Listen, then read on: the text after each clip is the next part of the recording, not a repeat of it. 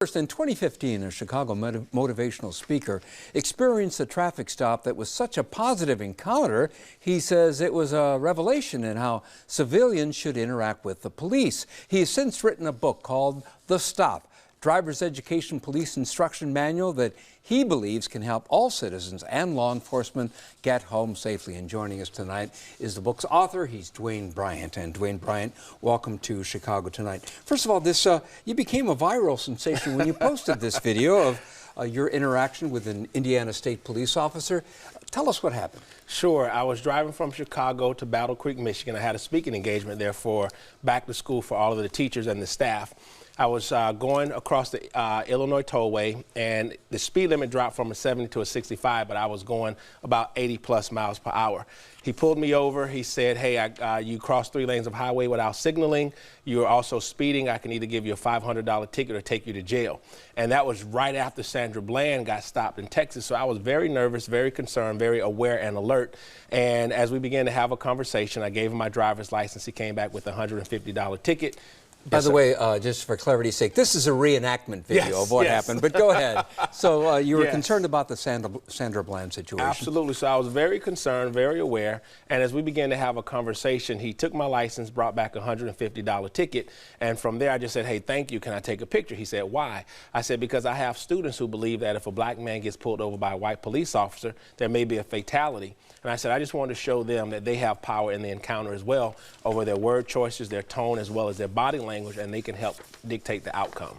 And so you wrote this book, and it comes up with some very specific steps that you recommend to ensure a peaceful outcome. Your main thing is for people to get home safely. Absolutely. And here are some of them. Remain calm and think about your situation. Keep hands visible and don't reach for anything. Answer the officer's questions. Do not argue with or run from the officer. Comply with the officer's orders and do not resist arrest. Learn your rights. Show respect. One of the things, we're not necessarily go through each one of these, but remaining calm and thinking about your situation, that can be the hardest thing to do. Elaborate on that. Sure. Well, even to this day, if I get pulled over, there's a level of nervousness. There may be a level of fear. It all depends on where it is, what time of day, etc. So remaining calm is not, my book is not just for the citizens, it's also for the police officer as well, because we need mutual respect. Both sides of the coin has to be able to engage in the police stop properly. So remaining calm is just, okay, this is a stop. It may be 20 minutes. Am I going to allow 20 minutes to derail my entire life? It makes no sense. So therefore, when you're thinking about your future, when you're thinking about what your contribution is on this planet, you will not allow this encounter to go wrong. So you do your part, the police officer does his or her part, and then everyone goes home safely. That's, you know, it sounds easy, but that's a pretty big assignment, because one of the things you point out in your book, and we've had guests on the show talk about this too, is brain development in adolescence. Absolutely. Remind us what that is. Sure. Well, we're talking about the prefrontal cortex, and that's not developed until your mid to late 20s, fully developed. So therefore, the young people there have emotional responses. It's like, why did you stop me? I didn't do anything wrong. So one nice thing I like about the book is, like, first of all, you got to give respect. Even though you may not know why you've been stopped, we talk about reasonable suspicion. We talk about probable cause. There are many legal reasons that police officers have to stop you that you're not aware of. So what we teach the young people is you have to give them the benefit of the doubt. They're the law enforcement officer. They're the authority. They're the one who's been sworn in and trained for this particular stop, not you. So follow instructions, listen patiently, be kind, be respectful, even if that respect may not be returned.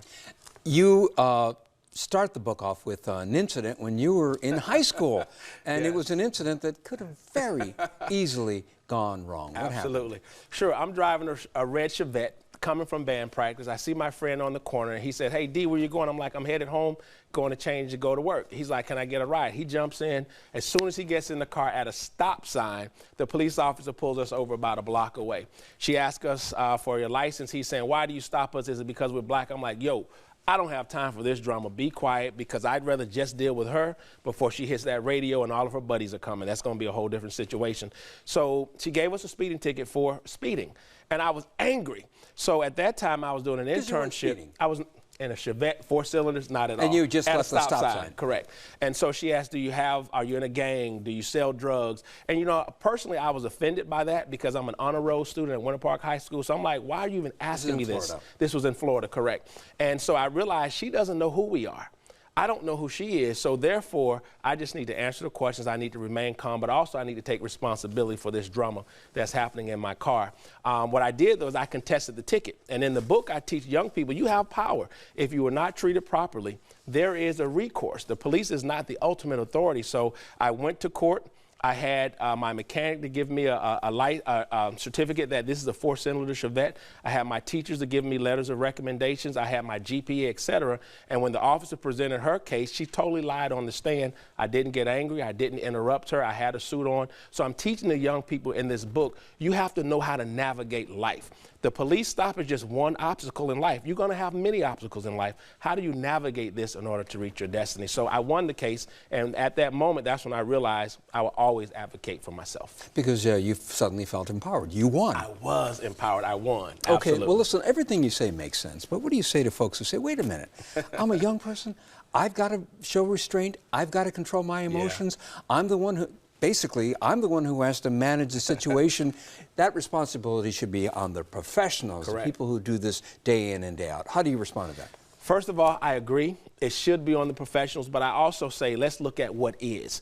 According to the reality, there are some unnecessary useful force by law enforcement. Some of these killings are unnecessary, so therefore, you don't know which officer this is at your door, and I believe respecting authority is good at all times, at any case, whether it's your school teacher, whether it's your parent, whether it's a law enforcement officer. So I believe respect from a teen to an adult is always a good thing.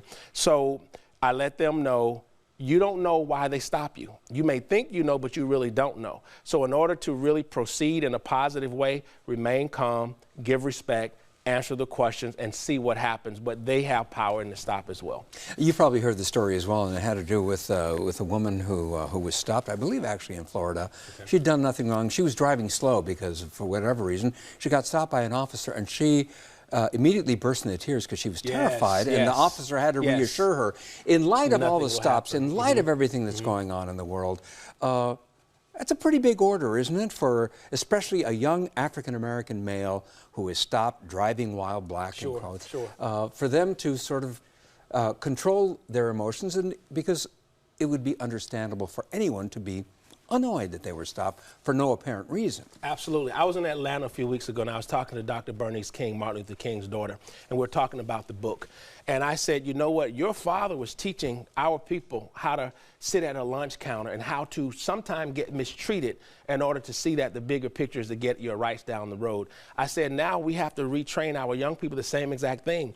I don't want them to get mistreated with law enforcement. I don't want law enforcement to be unprofessional and dehumanize people, but the reality is that sometimes happens. So I want our young people to be fully prepared, to be proactive, and if they know how to engage before the encounter happens, then they'll be better equipped to be able to respond appropriately during the encounter to mitigate anything going wrong. What kind of feedback have you gotten from police? Sure, we've gotten a lot of feedback from Virginia, Seattle, Chicago.